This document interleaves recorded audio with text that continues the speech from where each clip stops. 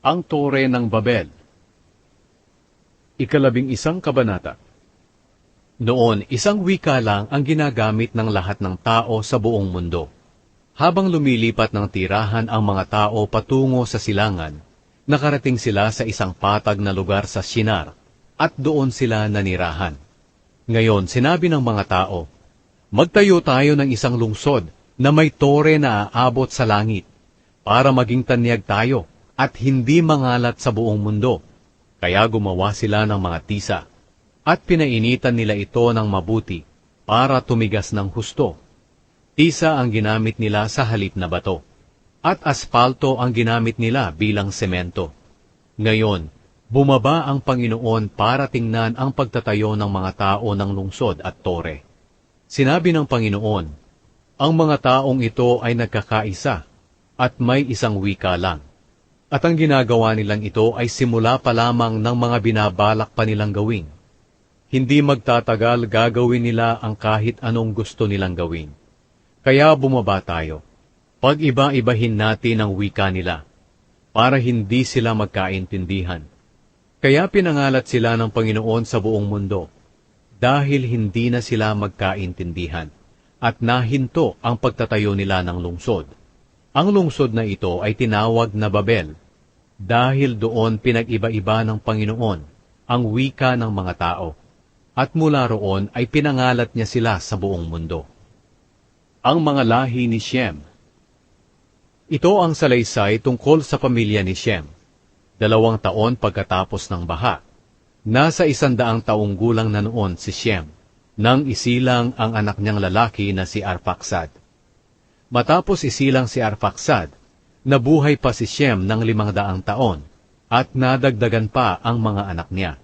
Nang 35 taong gulang na si Arphaxad, isinilang ang anak niyang lalaki na si Shelah. Matapos isilang si Shelah, nabuhay pa si Arphaxad ng 403 taon, at nadagdagan pa ang mga anak niya. Nang 30 taong gulang na si Shelah, isinilang ang anak niyang lalaki na si Eber. Matapos isilang si Eber, nabuhay pa si Shelah ng 403 taon, at nadagdagan pa ang mga anak niya. Nang 34 na taong gulang na si Eber, isinilang ang anak niyang lalaki na si Peleg.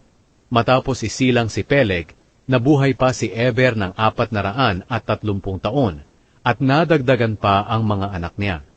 Nang 30 taong gulang na si Peleg, isinilang ang anak niyang lalaki na si Reu.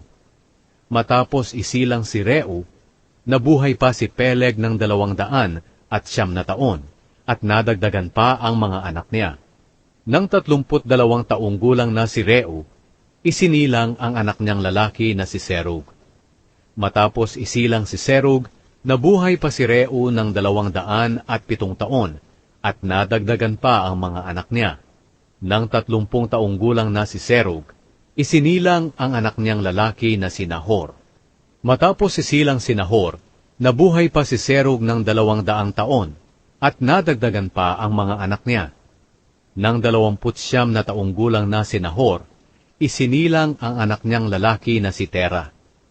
Matapos isilang si Tera, nabuhay pa si Nahor ng 119 na taon, at nadagdagan pa ang mga anak niya. Nang 70 taong gulang na si Tera, isinilang ang mga anak niyang lalaki na si Abram, Nahor, at Haran. Ang mga lahi ni Tera. Ito ang salaysay tungkol sa pamilya ni Tera. Si Tera ang ama ni Abram, Nahor, at Haran. Si Haran ang ama ni Lot. Namatay si Haran doon sa Ur, na sakop ng mga Kaldeyo, sa lugar mismo kung saan isinilang siya. Namatay siya habang buhay pa ang ama niyang si Tera. Naging asawa ni Abram si Sarai, at si Nahor ay naging asawa ni Milka. Ang ama ni Milka at ng kapatid niyang si Iska ay si Haran. Si Sarai ay hindi magkaanak dahil siya'y baog. Umalis si Tera sa Ur na sakop ng mga Kaldeyo. Kasama niya ang anak niyang si Abram, ang kanyang manugang na si Sarai, at ang apo niyang si Lot na anak ni Haran. Papunta sana sila sa Kanaan, pero pagdating nila sa Haran, doon na lamang sila tumira. Doon namatay si Tera sa edad na 205.